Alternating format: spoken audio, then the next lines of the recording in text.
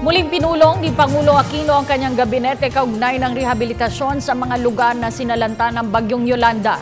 Dito, nagbigay ng direktiba ang Pangulo para sa agarang pagpapatupad ng rebuilding program. Si Elena Luna ang ating tagapagbalita. Nais ni Pangulong Aquino na matiyak ang agarang pagpapatupad ng programa sa rehabilitasyon ng mga lugar na nasalanta ng Bagyong Yolanda. Ayon kay PCOO Secretary Herminio Coloma Jr., ito ang dahilan kung bakit nagpatawag ang Pangulo ng cabinet meeting.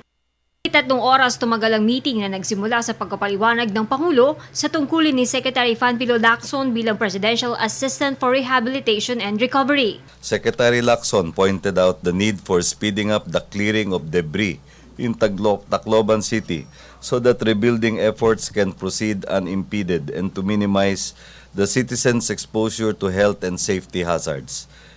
Secretary Paje said that there are 30 shredders available for immediate shipment to the calamity area. This will be used to crush the debris for proper disposal and possible recycling.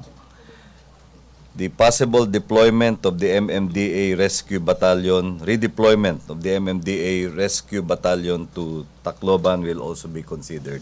Nagbigay ng direktiba ang Pangulo kina DILG Secretary Mar Rojas at DPWH Secretary Rogelio Singson na ipatupad na ang rebuilding program para sa mga nasirang gusali ng pamahalaan gaya ng mga munisipyo at palengke. The rebuilding program, which was approved last December, is estimated to cost 4 billion pesos.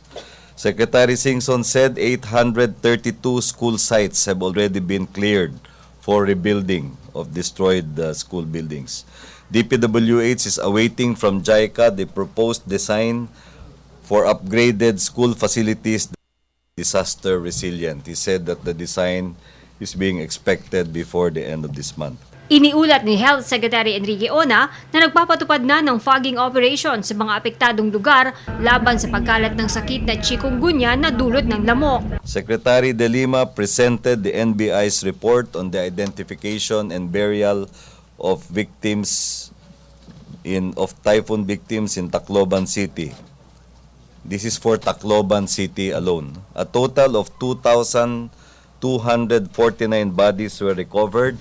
Out of this number, 448 have been processed and buried in a permanent burial site, one of the memorial parks, while 1,801 have been buried in temporary burial sites in Barangay Basper and at Sitio Suhi in Tacloban City. Sitio Suhi, Barangay San Isidro, Tacloban City, and will be exhumed for further identification processes.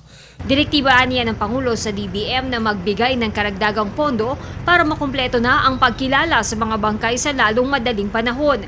Bahagi rin ng kautusan ng Pangulo sa DBM ang tulungan ang mga empleyado ng gobyerno.